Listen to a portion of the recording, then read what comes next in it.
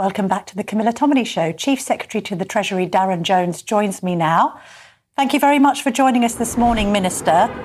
Obviously, Donald Trump's tariffs have rather kiboshed the spring statement. We've now got David Miles of the OBR suggesting it's going to knock off between 0.6 and 1% from GDP. So the Chancellor can't possibly still be stating that we're going to be £500 better off, can she?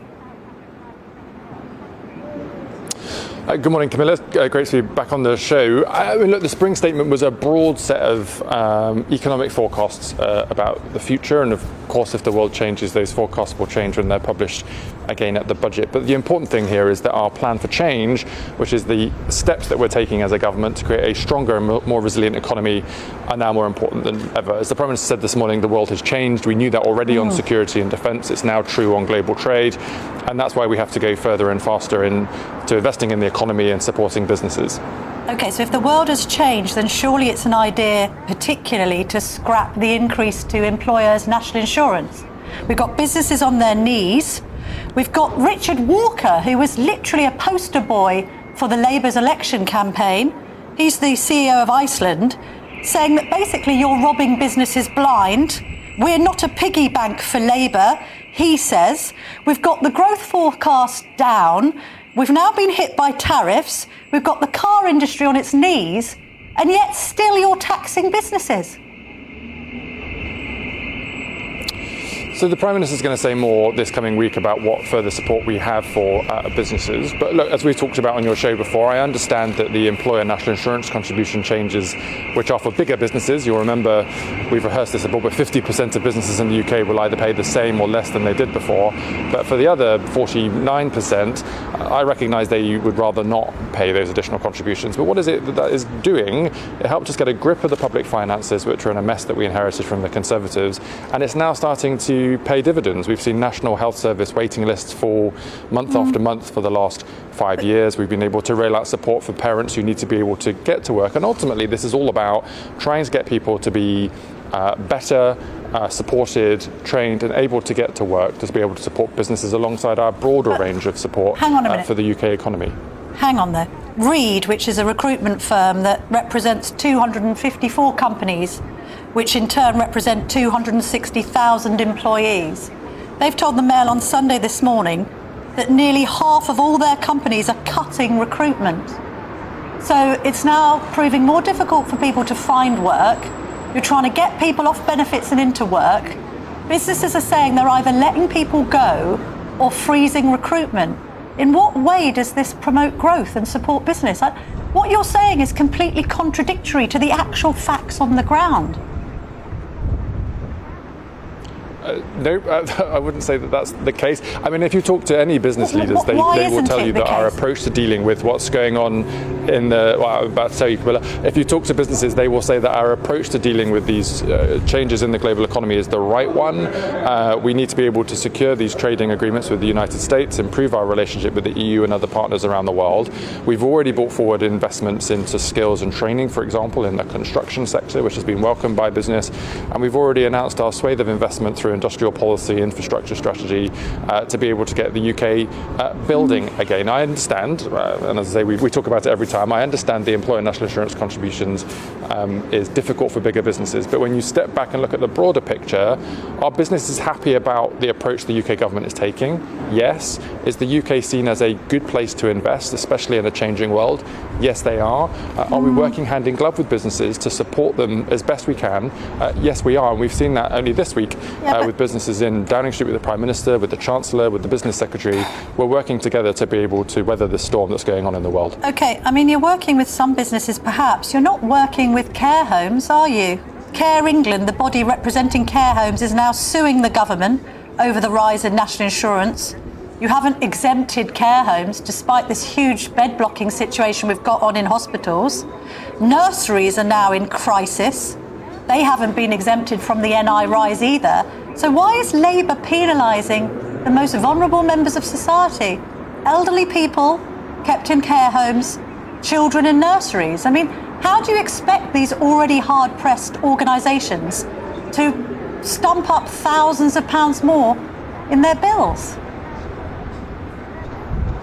So in reverse order, Camilla, we've already put an additional £2 billion to subsidise childcare providers and nurseries. That's now £8 billion a year that we're spending to do so. And as you know, the Health Secretary announced hundreds of millions of pounds of additional support for the hospices and additional announcements for the care system. And we'll have more to say about that later this year.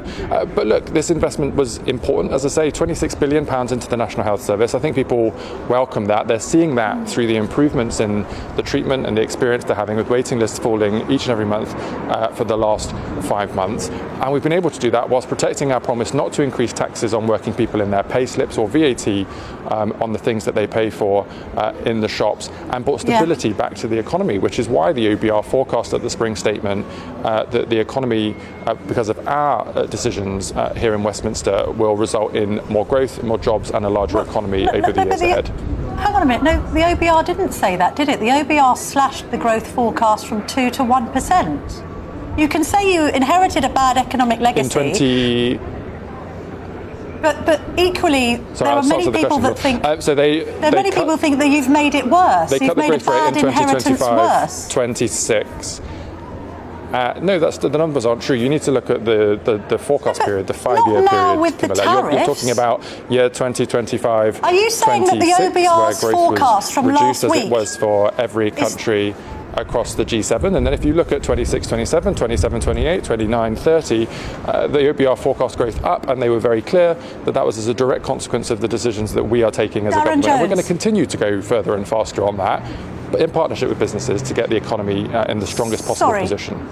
Are you seriously suggesting that the OBR's growth forecasts that were in the spring statement still apply in a post-tariff world where the OBR itself has said that it's going to shave up to 1% off our GDP? Those growth forecasts aren't worth anything anymore, are they? So one of the growth upgrades to the forecast was because of our approach on planning and house building in the UK domestic economy. We can carry on doing that. We're going to build our 1.5 million homes. We're going to create all of these extra jobs in the construction sector. You're right that the global trading environment, which is relevant, of course, to exporters, but also the cost of borrowing, is something that we're going to need to try to weather, and we're working really hard to protect the UK economy as best we can from that. But that doesn't stop us going further and faster on the UK economy in our own country, where we are investing in people and businesses and every part of the country to make sure that growth is as strong as it can be and that living standards improve. And it was the OBR forecast, and you can go back and check, that made it very clear that it's a direct direct consequence of the decisions that we're taking about the UK economy. We can expect the UK economy to be stronger, larger, and that people's disposable incomes will get better under this Labour government. Well, I'm just reacting to the fact that the FTSE was down 4.95% last week. That's the biggest fall since COVID. And you seem to think that the spring statement still applies. Is the Prime Minister coming out with a new industrial strategy this week then? So the Prime Minister will give a speech later this week about some of the initial measures we're taking to support British businesses and to make sure that the UK economy is as strong and resilient as it can be. We've been working on industrial strategy for a number of months now, and there'll be more details coming later in the year. Okay. But we've been very clear, and the Prime Minister will be clear this week, that we'll be working hand in glove with businesses to make the UK economy as strong and resilient as possible, and to support those businesses in the face of difficult global trade winds as a consequence of tariffs from the United States and retaliatory tariffs from other countries around the world. The car industry in the UK is on its knees, isn't it? The UK car industry is an important part of the UK economy. We've announced recent investments to support, for example, the transition to modern technologies. Of course, the tariffs from the United States for companies who predominantly or largely export cars to the United States is difficult for those businesses, which is why we're working with them to understand what more we can do to create better conditions for them here at the UK and with other trading partners. It's not just difficult, is it? I mean, Jaguar Land Rover is now saying it can't actually sell cars to the US anymore and make any money. So surely the governmental response to that needs to be to scrap these EV targets, because one of the reasons the car industry is on its knees, even before the tariffs, was this need to pay £15,000 for every non-EV vehicle that they build. I mean, you can't stick with these targets, surely, now. So Jaguar Land Rover have paused their exports to the United States, as you have said. They already have a pool of their vehicles in the US, and they're just trying to work through the implications of the recent announcements. And the government is working in partnership with Jaguar Land Rover and other car companies to help them in that process. On broader regulatory changes, as I say, the Prime Minister will have more to say on this later this week, and you'll be able to see the detail when he delivers that speech. So are you not ruling out changes to those EV targets? I'm just saying that the Prime Minister will give a speech later this week, and you'll be able to hear what he has to say. That doesn't. So you're not ruling them out. And then finally, on this trade deal with the US, is it going to require us to water down our digital services tax in order to sign this deal with Trump? So there are two things here. One, it's obviously important that companies pay their fair share of tax in the UK. We will always make sure that's the case. But second to that, as you will know, I'm not going to give a running commentary on the state of the negotiations or the timing of them, because we have to give our negotiators the space to be able to progress those talks privately at this stage with the United States of America. But a huge amount of work has gone into it already. It's already significantly progressed. I think we're probably ahead of the pack compared to other countries around the world, and we're going to continue to work hard to get a deal that's in the interest of the UK economy and British jobs and British businesses. All right. Darren Jones, Chief Secretary to the Treasury, thank you very much for appearing on GB News this morning.